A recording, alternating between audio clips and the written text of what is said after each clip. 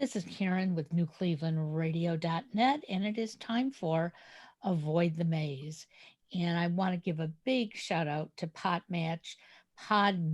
My voice is just all over the place today because I've been introduced to a number of wonderful podcasters out there. And, you know, we all get into this business, and tell me if I'm wrong, Barby Ingle. We're not really making big money doing the podcast. No, or But any of the interviews, radio, television, anything that I do, it's not for the money. It's to share a message and a purpose. and I really appreciate that because when I started doing this um, through other venues, about 8 years ago, I really wasn't sure where the media was going to go. And I think a lot of us felt the same way. It's like, what's the difference between internet radio and terrestrial radio? And now there's something called podcasting. And I just thought, you know what? I'm a communications major, and just like you, I want to get the right messages out. So, after I looked at your profile, I said, this is a message we need to get out. So, tell our listeners a little bit about your background. Sure. So I am actually a chronic pain patient. And prior to that, I was the head cheer and dance coach at Washington State University. I thought I would be doing cheerleading and dance the rest of my life. I grew up from the age of 4 doing, the performing, cheerleading, dance, gymnastics, competing, and thought that was my career path for life. And then I got sick and I had to totally changed directions. I pretty much lost all the different aspects of my life, family, friends, financially wiped out, over $1 million in medical bills. And I had to pick myself back up and find a way to keep living. And it's grown and evolved over the last 20 years. And I've published 9 books and done thousands of radio and television interviews and podcasts and try to get the message out because I was overtreated, undertreated, and mistreated. And if I can share my story and let other people know that there is help, there's great reason for hope, there's resources and how to access that, then I can make a difference in this world and I can help other people get help faster than I was able to get help. So that's how I got started in all of this. And the word chronic pain, so many people don't really understand it. We know acute pain is, I jabbed myself with that knife when I was cutting the vegetables. It hurts, it's bleeding. I know what to do. I'm going to take care of it. Right. Chronic pain is something that, for many of us, is a hidden ailment. People don't see it. They may hear us say, I have a headache, or I can't walk today, or whatever it is, but they still see us as this whole person. Right. And And they see it's yeah, invisible. It's yeah, invisible a lot of times. And so they're like, well, you did this yesterday. Why can't you do it today? They don't understand that, well, I spent all of my energy pennies yesterday trying to go to that family function. And today I'm not able to do anything. And maybe for the next week, I won't be able to do much, but get out of bed and maybe take a shower or brush my teeth or something. No matter what you're doing activity wise, when you have something chronic that you're living with, and there's over 150 conditions that have chronic pain as a symptom, it can affect every aspect of your life, and it has mine. But if you've never experienced it, and even as a coach, I would tell my kids, my student athletes, I need you, get back out there. And my coaches did that to me. And now I know if I went back and ever was to be able to coach again, I would do it totally different because I would pay attention to, hey, let's not let this turn chronic. Let's get this acute pain dealt with so that we don't have this long-term issue or challenge that you're going to be facing when you're 40 and 50 and 60 years old. If you make it that long, we want to get it taken care of as soon as possible. And I wish that our school systems taught proper prevention and treatment options and things so that when we do grow up, we know that these things are our responsibility, that we have to learn how to navigate the health system and have somebody that's already taught us and planted those seeds so that when we need them, they're there. So you started suffering from your condition about 20 years ago. Mm-hmm. I started suffering from chronic pain in 1969. Wow. I was in college. I was stressing out. And I was taking courses that my parents didn't know I was taking. So that was stressing me out. Um, and I started developing these severe headaches, and they would come on the weekend. So during the week, I was able to go to class, but I was just dragging, didn't know why. Come Saturday mid-afternoon, Crash. I was begging to go to the health center. And after a couple Saturdays, the health center told me, do not come back, stop complaining. And it was like, well, I'm really not complaining, but this is happening to me. Yeah. You're seeking help. Exactly. And I remember calling my parents and telling my parents about it. And my mother, who I don't think ever had a headache a day in her life, she looked at me like, you're young, you're vital, like just go out and have a good time. And so I did that. I tried to do that. And it just interrupted my life cycle, like you're talking about. Yes. But back in the 70s, chronic pain was, especially when women had it, we were called complainers. Yep. Catastrophizer. Yep. Seeking, attention seeking. And it always had to do with our menstrual cycle. Every Right? doctor I ever went to kept telling me, someday when you get married and you have kids, and it's like, and what if I don't? So how did you wake up one morning and realize, hey, this is not acute pain, this is chronic? Oh, I knew when I had endometriosis, because I had that first and went through that whole process, I didn't really think of it as chronic. Now looking back, I recognize and realize that it is chronic. And even though I've had a hysterectomy, and so the pain isn't as severe with those types of symptoms, I still have some challenges from endometriosis all these years later. It was when I developed a rare disease called Reflex Sympathetic Dystrophy, RSD. Reflex is anything in your body that's automatic. It kind of goes haywire. So my internal organs, even swallowing, became an issue. Sympathetic is the nervous system, and the pain that we deal with that. It's like someone put lighter fluid in my veins and caught me on fire. And dystrophy is loss of muscle and bone. And before I went into remission, I was in a wheelchair or bedbound for about 7 years. So that's when they told me I had whiplash, because I was in an auto accident, and they said I would be fine in 3 or 4 days. And then all of a sudden, I wasn't fine in 3 or 4 days. There was a new burning type of pain that I'd never experienced in my life. And as an athlete, I've had injuries. I was always able to overcome them pretty quickly.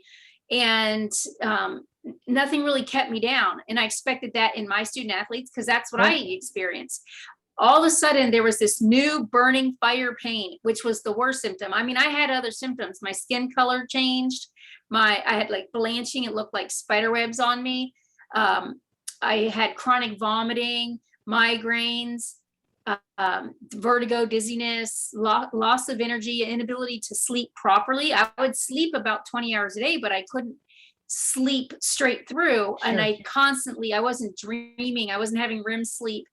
But for me, the chronic fire burning pain, I was just searching for a way to put that pain out and get that under control.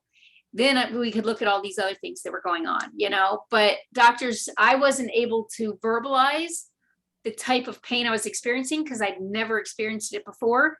So as soon as I could explain it, which took 3 years, that's when I started getting the help I needed. And until then, I would go in, I'm crying, emotional. Then they would say, oh, you have emotions. Maybe you need more estrogen or more testosterone, and I'm like, no, like literally I'm on fire. Like I'm in pain. Help me, fix me. And And then, again, once I was able to use adjectives and describe what I was going through and took control of my situation instead of just doing whatever the doctors told me to do, I went home and researched it to see if it was something I was willing to do, because it might help for the moment. Some of the things they try to do with me, it helped for the moment, but it didn't help long term. And I was getting worse. And it turned out that I was doing the wrong things for the medical condition that I had. But because I didn't have a diagnosis, I was injuring myself for my future. So my future was worse. If other people could recognize the symptoms of whatever they're going through and get help sooner, they would not have, that'd be part of the preventative care, and they wouldn't have to get as bad as I got. So really it's about learning and knowing and understanding what you're facing, what you're going through. And as soon as you can do that, you can set expectations so that you don't lose all the friends and people in your life that you care about the most, because they don't understand. And they're looking at you like all of a sudden you were fine and now you're not. And they think you're mentally ill because all of a sudden you're totally different. You're changed. Exactly. All you can think about is, how do I stop this pain? Instead of stopping, organizing, and coming up with a plan to get through and get that pain lowered so you can focus on the other symptoms that are going on. Well, and that's why I'm so glad that you have a podcast that you talk about these things, because if you've never experienced it, it's the first time they listen even to this podcast and they hear the two of us. I know there are going to be people who are going to say, it's in their head, take 2 aspirin, you'll be better tomorrow. And you know what? Some of those symptoms that I have had, they're absolutely right, because they get mixed in with everything else. Yes. But the reality of it is we all have to learn how to feel our body. And listen, not just feel it, but Yep. listen, pay attention, stop. Just mindfulness is what I call it. You just Yep. stop and you pay attention. This is what's going on. If I could do different, I would do different. If I could feel better, I would feel better. And knowing that and understanding that, okay, now where do we go from here? Well, I had a wonderful neurologist who Good. was always bucking the system. Okay. He knew, that maybe we should try this, even though insurance is going to hate it. And the uppers here at the hospital are going to tell me I'm crazy. Okay. I know this bag over here is not good for you. And when I would come in and say, the pain is in my head, he'd say, yes, because your brain is there. And I believe it's a migraine, but where is it coming from? And when he got me to start thinking about the rest of my body, it was like, so that headache starts here and this headache starts there. And when I shared that with people, they looked at me and they said, well, then don't do those things. And I said, when I'm telling you I'm in the grocery store and I reach with my right arm, I'm okay. But when I reach with my left, I'm not. But I don't have a choice right now. I'm going to reach with my left. And they'd say, well, then just ignore it. And it was like, I have to learn to adapt. Don't you tell me, I'm going to show you. Yeah. And for those people, there's a technique that I use sometimes when I do live presentations. I bring clips with me. It could be a chip clip or clothesline clip. I don't know if people still use clothesline clips, but for those of you that are old enough to know what I'm talking about, but a chip clip. And you pass those out to the crowd and you say, if you have chronic pain or pain, do not do this. But if you do not live with pain, I want you to put this clip on your finger and I want you to keep it on there for my presentation. And usually about 2 to 5 minutes into my presentation, those people will take the clip off of their finger. Like they just want to remove it. Right. And I'm like, nope, put that back on, because someone with chronic pain can't just take that clip chip off. Exactly. We're stuck with these clips, and they're on us for a different variety of reasons. But if we could remove it, we would. If you can't sit here for an hour, you can only sit here for 2 to 5 minutes with this clip on your finger while you listen to me, and you can't concentrate with what I'm saying because your finger is telling you something's wrong. imagine what someone with chronic pain condition, no matter what condition it is, imagine what they're going through. Absolutely. And people like all of a sudden like starts dawning on them like, oh yeah, I better make sure I give her tools to reach with her right arm then, or oh, okay, now I see why she uses a wheelchair sometimes. And they start to get at the understanding of sometimes you just can't push through. I tried, and the harder I tried to push through, the worse I got, the worse my symptoms got, the worse I could think, concentrate, be motivated. I got depressed from the amount of pain in my life physically, but also not being able to hold on to all of the things that brought me purpose in life. And I was like clawing like I was a crab in a bucket of hot water being cooked to death. I was trying to get out. I was clawing and I just couldn't. And people didn't realize how hard I was trying. It's not about, oh, did you try?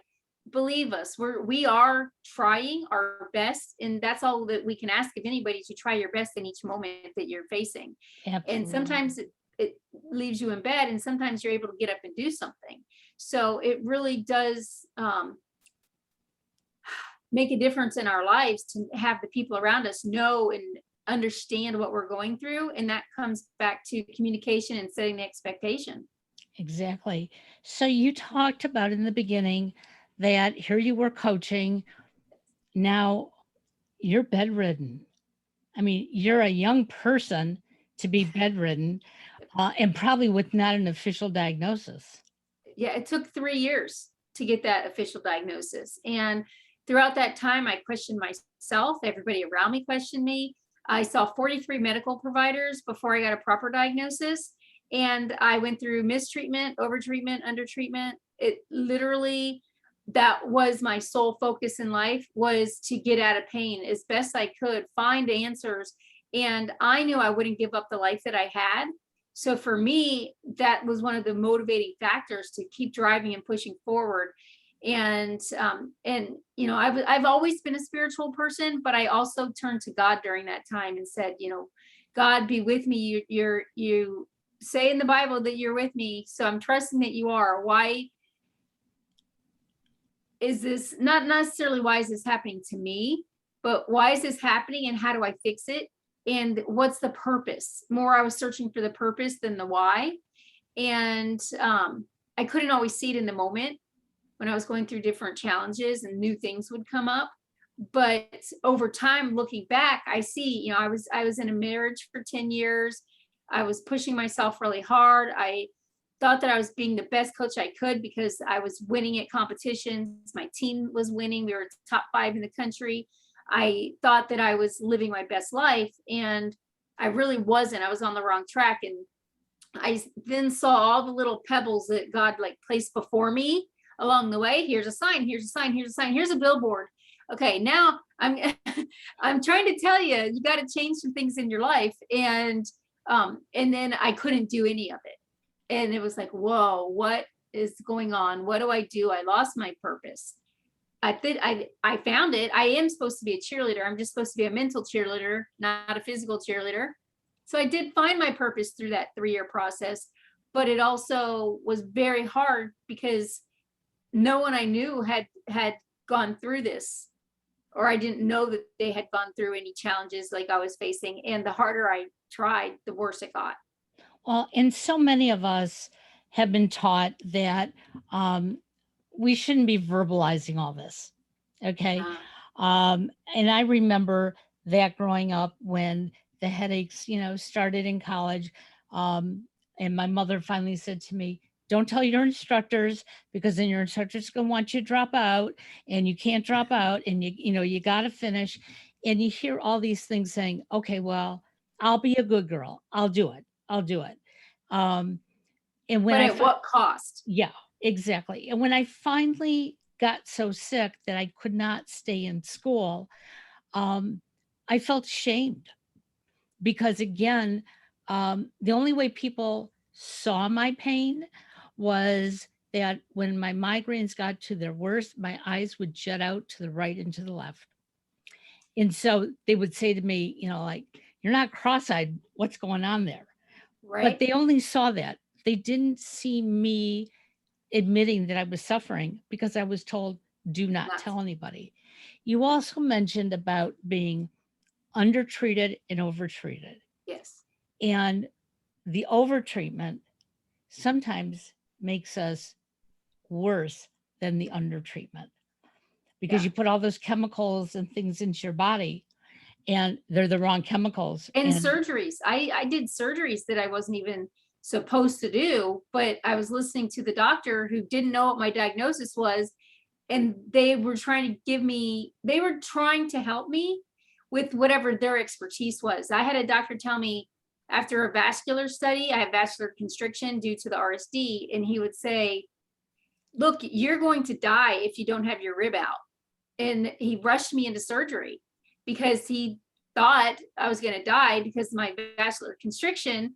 And I went in to have my rib surgery. The doctor, that surgeon, made a mistake and messed up my lung.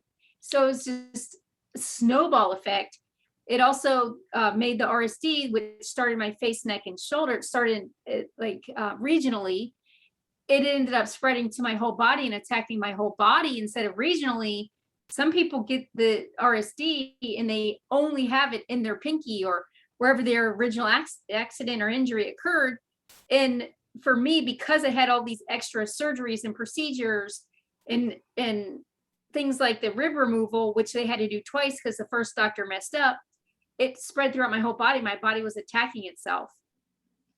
So, it really, you have to pay attention to the medications. One of the tools that I like, which took me 20 something years to get to, I just did it this past year. It's called a Pharmacogenomics Test. And it tells you how your body, your specific DNA will interact with any particular medication that's FDA approved. Interesting. So, yeah, that was eye-opening because I would try over the years, I'd be like, the doctor would say, take this medication. And I would say, oh, it causes ringing in my ears. And they'd be like, you're okay. Stop complaining. This is the best thing.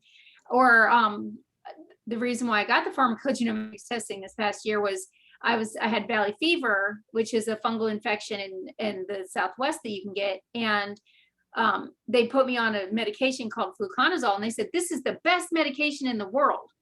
And it might be the best in the world because it's the only one for that condition, but I'm allergic to it. And I told my lung specialist for 10 months, I'm allergic to this.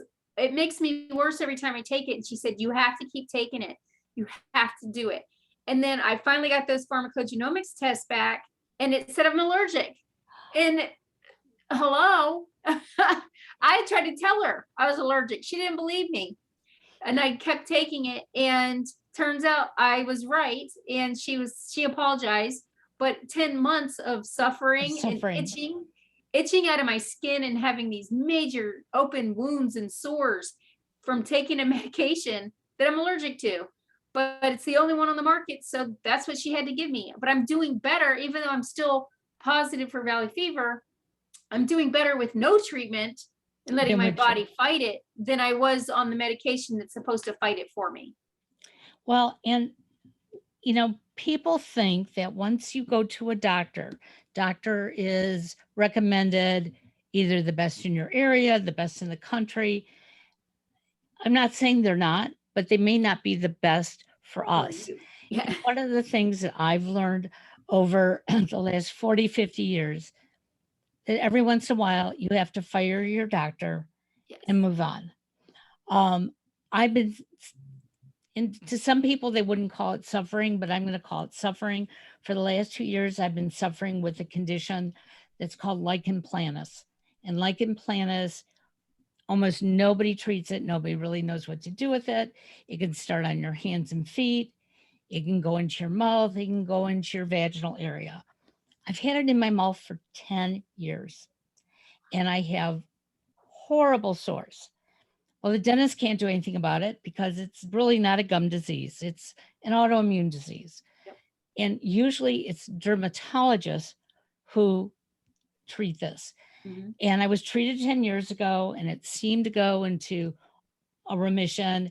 And it was so costly at the time that when it started coming back, I was confused. Do I go back? What do I do?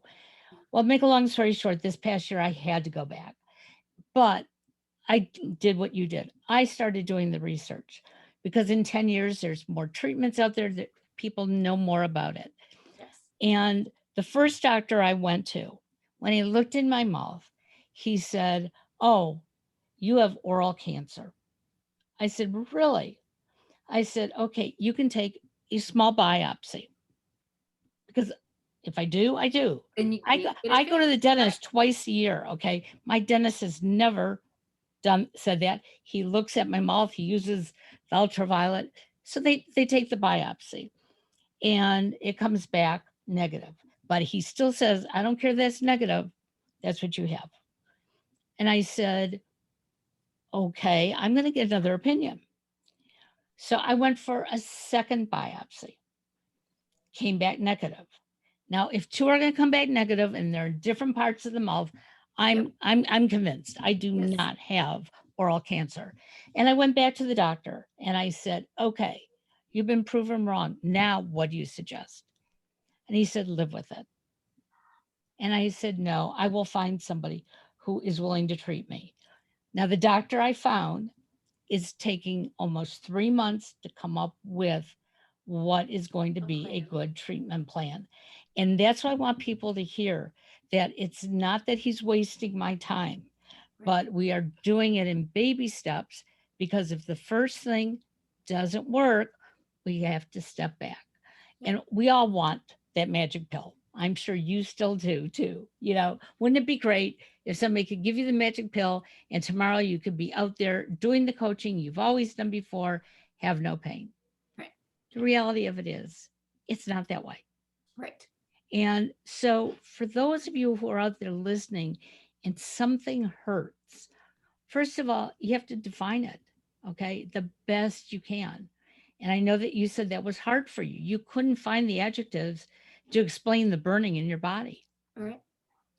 So, what made you finally, like, all of a sudden click and go, "Oh, now I know how to explain it"?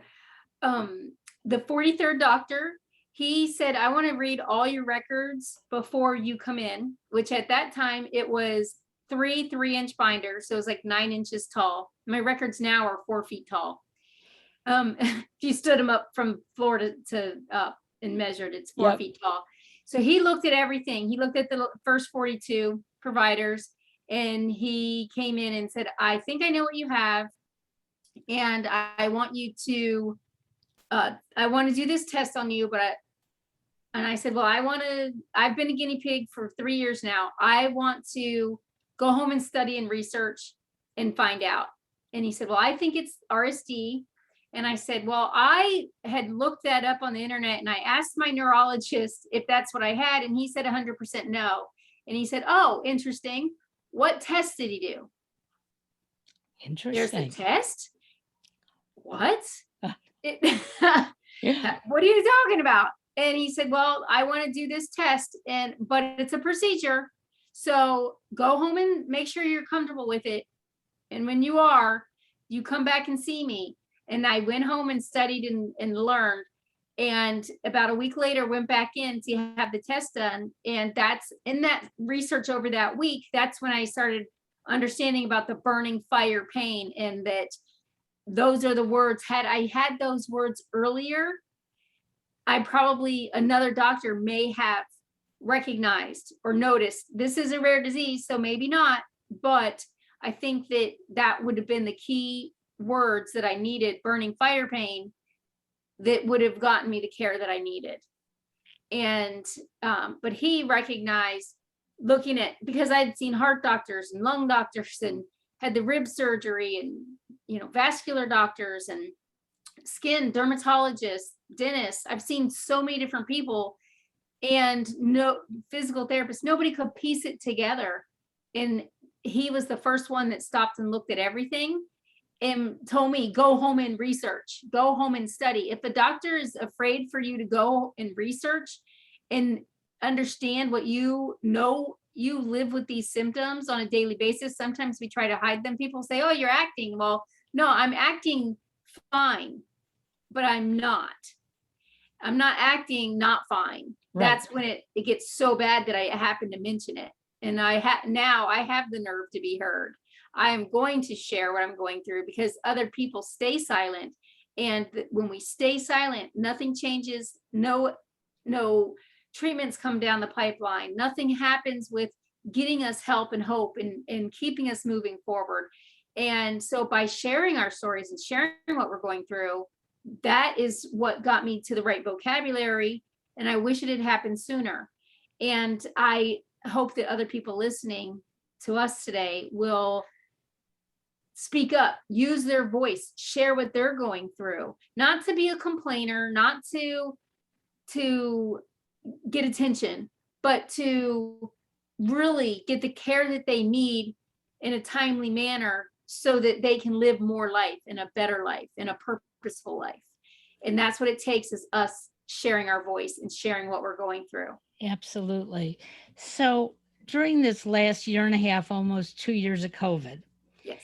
you probably are a little more at risk than the average person. Yes. So in addition to your pain, how has this time affected you emotionally? Well, I happened to get valley fever right before COVID hit. So I was already on lockdown when the rest of the world joined me. But even over the years before COVID's, more contagious than some other things. But if I ate out of a candy bowl that my nephews ate out of, and they had something and it wasn't affecting them, I would catch it because I would get the germs and eat it. So I would have to have separate candy bowls and make sure, this is my food, this is my Right. area, this is my sanitized area, and make sure I was keeping everything clean. With COVID in the last 2 years, I've had to do that even more. And it definitely plays on your emotions. And when I hear people say, we need to say socially distance, I say, no.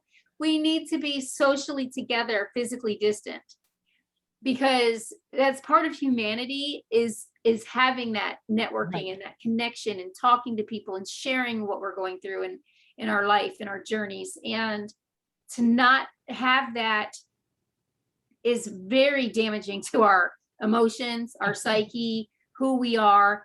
And so I've tried to do things like a Skype or video call with my family more often, to connect, to share more pictures, to share on social media and connect with people, to keep that socialized connection and know that we are all still here, even if we're locked up in our houses and not doing much, or masked and we can't see each other's expression. Right. When we do go out, it's definitely something you have to be mindful of and pay attention to. Oh, I haven't talked to anybody in a while, in a couple days. I need to talk to somebody, and making time and scheduling that to make sure that you are getting that socialization, because it will affect you emotionally. And you don't have to do it physically together, but you do have to stay social. Yeah. And that will help your emotions, your stress, your guilt, your anxiety. It will help all of that, to have people in your life that you can talk to on the phone or on a video chat, and see that facial expression, see that body language, and really take that in as your socialization. It's something we should all continue to have, even though we're distant. Well, and the interesting thing about chronic pain is that our emotions, our mental state, can trigger it to be worse or better. Yep. I know there are some people who say they don't believe, in endorphins. And it's like, well, I definitely do, because I can have the worst migraine, and laying down in bed isn't going to help me. And sitting in a dark room doesn't help. But sometimes riding my stationary bike, even though it's painful while I'm doing it, okay, will break it, will ease it. And they'll say, well, then you really weren't in pain. Yes, I was. Yes. My body needed to do something to break it. I used to take a migraine medication with a cup of coffee. And the pharmacist kept saying to me, do not do that. Right. But my cup of coffee in the morning was so important to me at that time that if I had to take that medication and I took it with the coffee, part of me, and I know a lot of it was emotional, but part of me could feel it easing. But if I just took it with a glass of water, didn't have that cup of coffee, which was part of my morning ritual, for me, the headache was just going to keep blooming. So you said many times, listen to your body. You know, if I would have had 10 cups of coffee, probably the worst thing I could have done, and my body would have rejected it. Right. But one cup is what I needed. Yep. So when you do the research, you're looking to see the contradictions between certain things. And so now become aware. Yeah, you know, if I drink the coffee with that pill, I'm going to get sick. And even though I emotionally need it, I have to weigh, do I get a little sicker or do I feel a little bit better emotionally? Right. Absolutely. And know that everybody's different.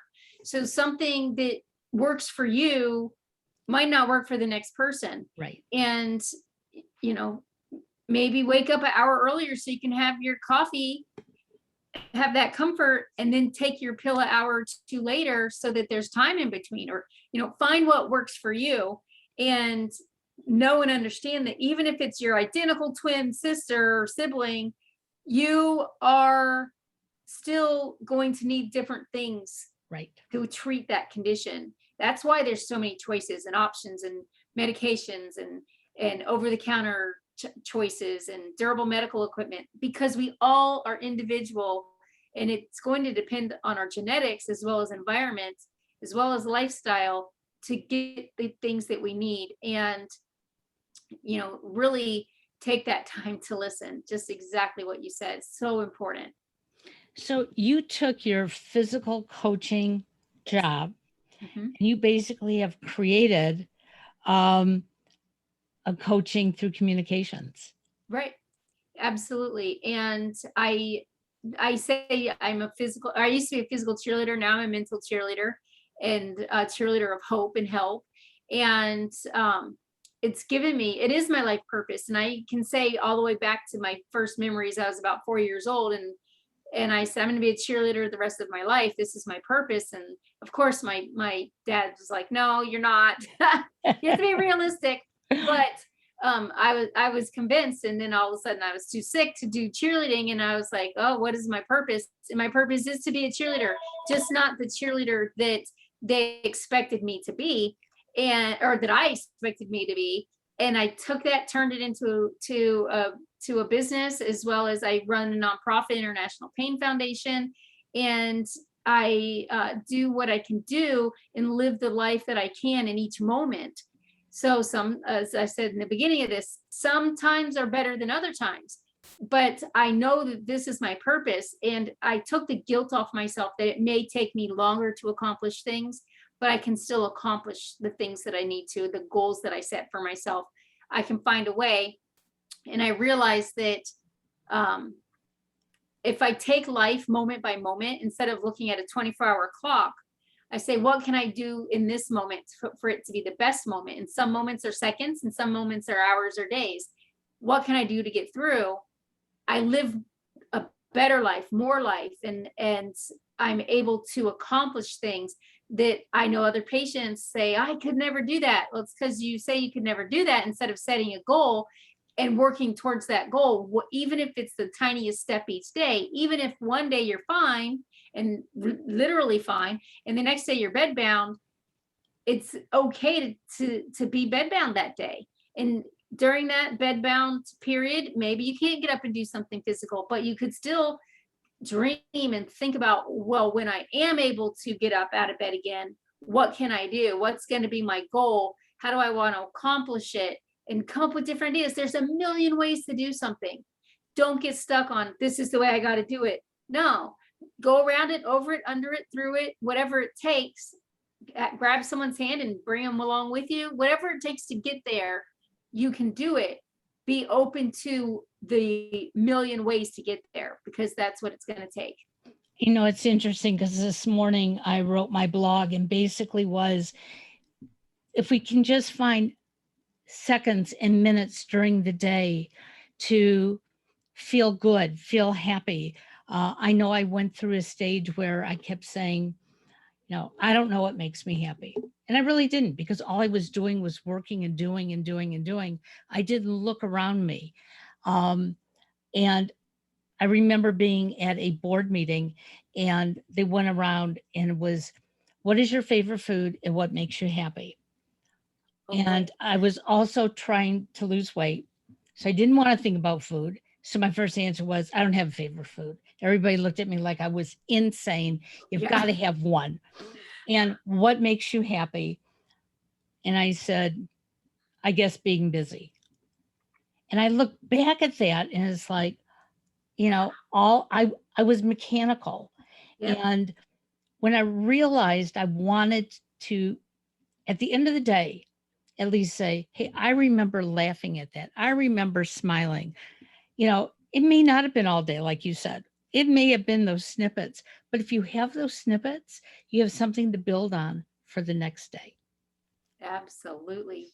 One of my favorite exercises going through this, because I did get extremely depressed, and who wouldn't when you feel like you've lost everything. I went to a counselor and he said, I want you to do this homework project. It's called I Am. And I want you to go home and write down all the things you are. And doing this when you're depressed is very, very, very difficult. Just like, you know, what makes you happy? Oh, goodness. This is like, oh, it's overwhelming just to hear the question, you know? And I went home, and after a few days, he called and said, hey, your appointment's coming up in a few more days, your next appointment. Just want to make sure you're working on your homework and it's all going okay. And I was like, I've tried, but I literally have nothing to write down because I am nothing. I lost everything. And he was like, nope, I'm going to get you started. I'm going to help you get started, and we're going to go from there. And he said, you know, you believe in God. I said, yeah. He said, so you're spiritual. And I was like, yeah, you know, I don't really know right in this moment. You know, I can't physically go to church. And he was like, that doesn't matter if you can go to church or not. Do you believe in God? Are you spiritual? Yes. And he said, that's your first I am. And I wrote that down. And then he said, look, it doesn't have to be what you are 100% of the time, because you're flowing. You're not a solid piece of nature. You're not a rock sitting there. You are a human being. And he said, you need to be a human doing. You need to recognize that just because you aren't happy and sad at the same time doesn't mean that you're not happy or that you're not sad. You can be both at the same time. And hearing this and getting my first thing, by the time I got to his office, I had like over 50 things. It was like 75 things on my I am list. And so for 20 years, I've been building up my I am list, and now I'm at 150 I ams. And when I am going through a bad time or am depressed because I couldn't accomplish something, and I'm putting that guilt on myself, or I couldn't accomplish it in the amount of time I wanted to, and I have the guilt that I have, or the sadness, the depression, I go back to my I ams and I read it and I'm like, oh yeah, I'm all these things. Even if I can't do what I want to do in the time frame I want to do it, I'm all these things, all these goodness. And I remind myself of that. And I still use that technique today. And it has gotten me so far to see that I'm more than a cheer coach. I'm more than a cheerleader. I can do all these things and be all these things. And I might not be them in every moment. That doesn't make them not part of me.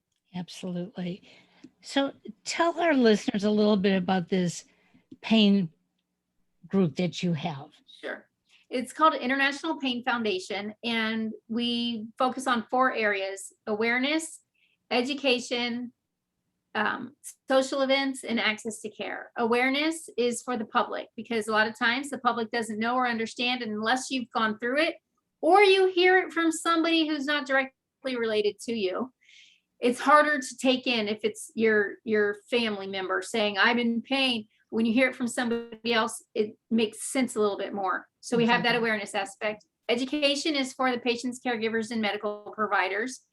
The socialized events that we do are for patients, because a lot of times they tend to isolate themselves. So we want to get people out and doing things in the public. We've rented out movie theaters and done movie events where it's like a premiere. Come see this movie with this group of people.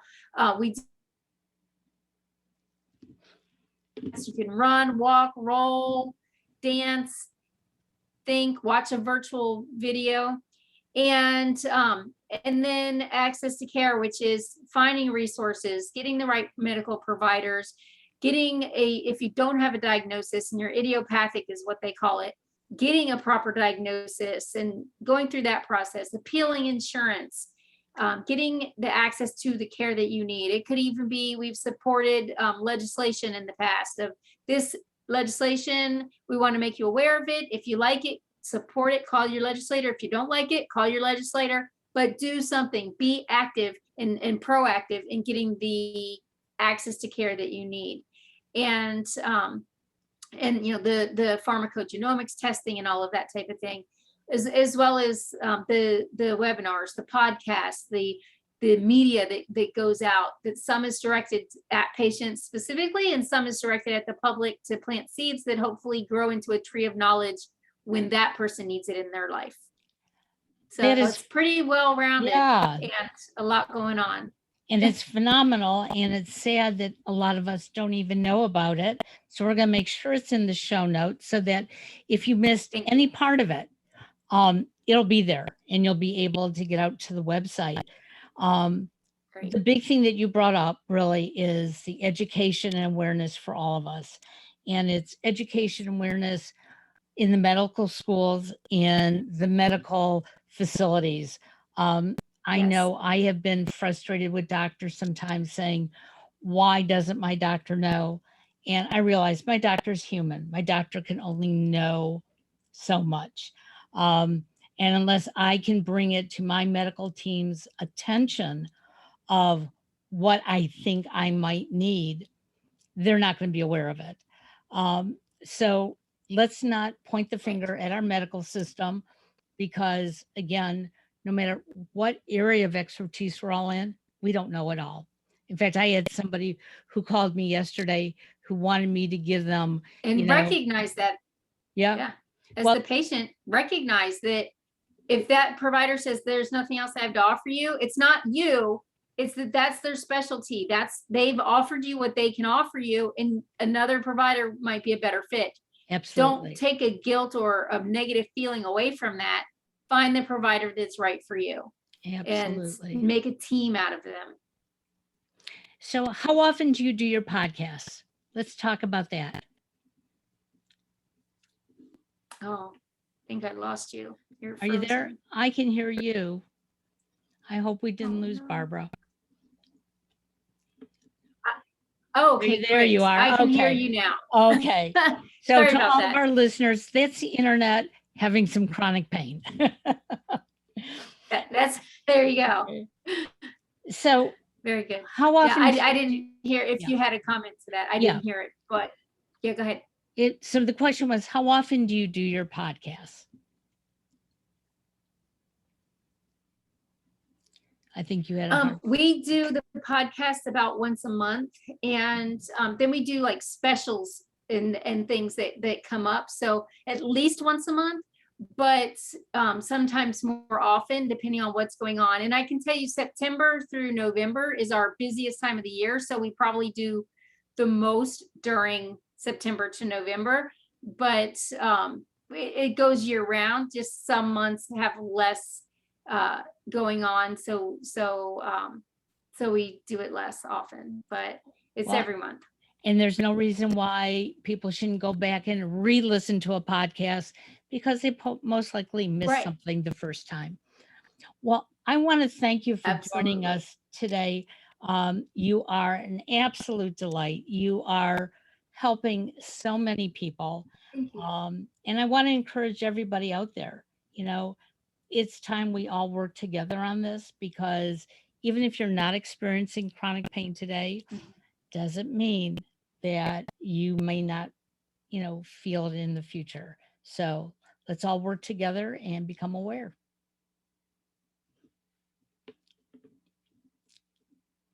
And I know we're having some network difficulties, so I'm hoping that Barbie hears me say goodbye to her, and we will be back in touch soon. Have a great day, everybody.